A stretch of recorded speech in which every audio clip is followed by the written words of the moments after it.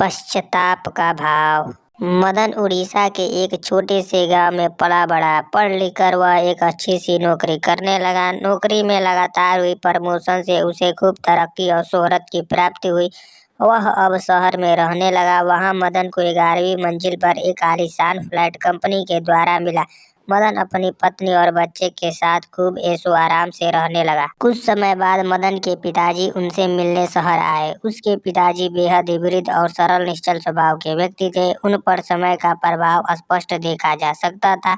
हाथ पैर काबू से बाहर हो गए थे, अर्थात ना चाहते हुए भी हाथ पैर हिलना, धुंधला दिखना आदि। मदन के पिताजी और वह उसकी पत्नी के कार्यस्थल पर चले जाने के बाद अपने पोते के साथ फ्लैट में दिन भर रहते और वह दोनों खूब बातें करते।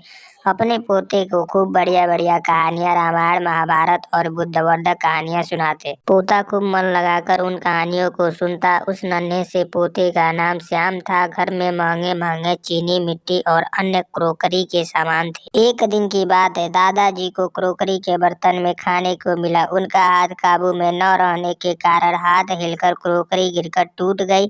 इस पर मदन की पत्नी ने बाजार से एक लकड़ी का बर्तन सेट ले आई, जिसमें थाली, कटोरी आदि शामिल था। अब दादाजी को नित्य प्रतिदिन उन बर्तनों में खाना मिलने लगा। दादाजी को इन बातों का बुरा तो लगा, किंतु उन्होंने किसी से कहा नहीं। एक दिन श्याम खेल खेल में लकड़ी से कुछ बर्तन बना रहा था। इस पर मदन और उसकी पत्नी यानी श्याम के मम्मी पापा ने डांट लगाई और कारण पूछा कि यह क्या कर रहे हो। श्याम ने बलोचित उत्तर दिया, मैं लकड़ी के कटोरे और बर्तन बना रहा हूँ। इस पर श्याम के मम्मी पापा ने पूछा कि इसकी क्या आवश्यकता है, इसे क्यों बना रहे हो। श्याम ने जवाब दिया कि जब आप बूढ़े हो जाएंगे तो आपको इस बर्तन की जरूरत पड़ेगी, इसलिए बना रहा हूँ। अब मदन और उसकी पत्नी को अपनी गलती पर पछतावा हुआ। दोनों पति पत्नी ने पिताजी से पैर छूकर क्षमा याचना की। बड़े लोग स्वभाव के सरल होते हैं, अतः उनसे माफी मिलने में देरी नहीं होती। जैसा कर्म करते हैं फल भी वैसा ही मिलता है, अतः अपने कर्म अच्छे करने चाहिए।